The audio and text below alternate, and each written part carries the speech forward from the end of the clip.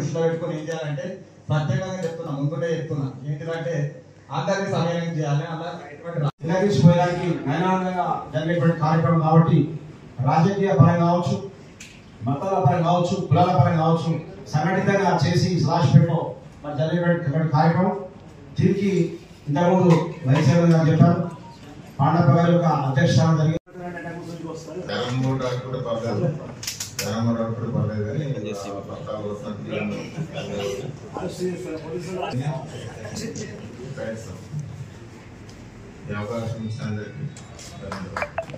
అయినప్పుడు మనం ఆ యొక్క పరికరం మన దగ్గర ఉంటే ఈజీగా పైన పుట్టప్ చేయవచ్చు.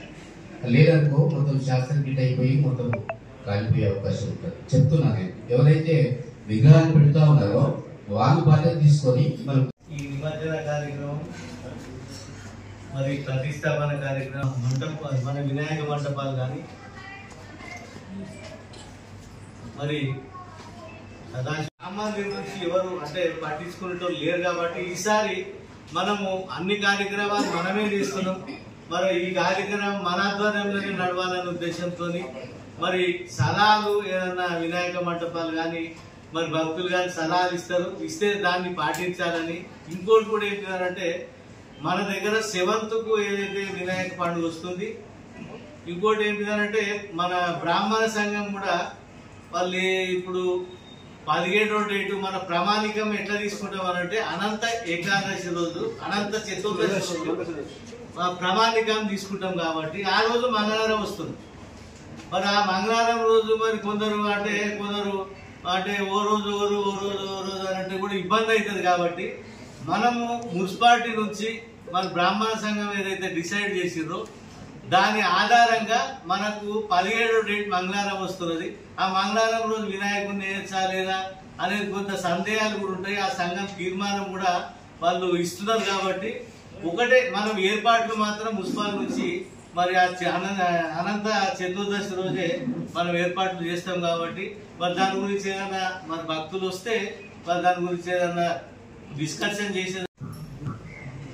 చెరువు అంటే మనకున్న గణేష్ నిమజ్జన కట్టబడిన ముందుగా ఉన్న గుంతలని మొరంతో కూర్చడం, అక్కడ మొత్తం కూడా లైటింగ్ LED లైట్లు ఏర్పాటు చేయడం, అక్కడ 3 క్రేన్లు ఏర్పాటు చేయడం. అది ఏదైనా రిపేర్ వస్తే ఆ స్టాండ్ బై లో ఉన్న వాటిని వాడుకోవడానికి.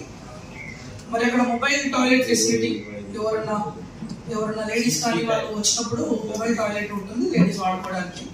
అక్కడ కంప్లీట్ శానిటేషన్ క్లీనింగ్ కానీ అక్కడ చెట్లు గడ్డి పొదలు ఏమున్నా కానీ అంతా కూడా క్లీన్ చేపిస్తాము. అలానే వాటర్ ఫెసిలిటీ, అక్కడ వాటర్ ఫెసిలిటీ కూడా ఏర్పాటు చేస్తాము. అలానే ఫిషరీస్ డిపార్ట్మెంట్ వాళ్ళకి ఇంటిమేట్ చేసి గజ ఈతగాలను కూడా ఏర్పాటు చేయిస్తాము. పొరపాటున ఏదన్నా జరగకూడని సంఘటన జరిగి ఎవరైనా జారి పడ్డా కానీ మెడికల్ శాఖ వాళ్ళతోటి మాట్లాగా హెల్ప్ డెస్క్ కూడా ఉంటుంది. ఎవరైనా మనం మిస్సింగ్ కానీ ఏమైనా ఉంటే చెప్పడానికి.